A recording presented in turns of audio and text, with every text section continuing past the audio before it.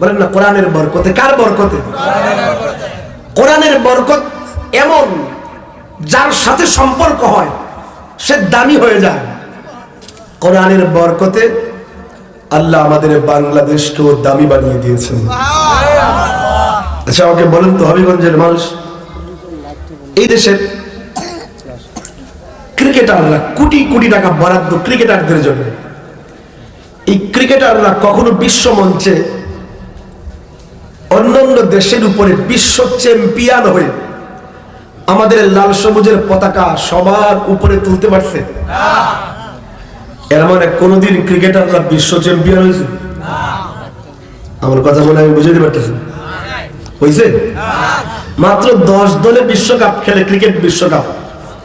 এই 10 দলের মাঝে ক্রিকেটাররা কখনোই 1 নাম্বার হয়ে বিশ্ব চ্যাম্পিয়ন হতে পারে নাই।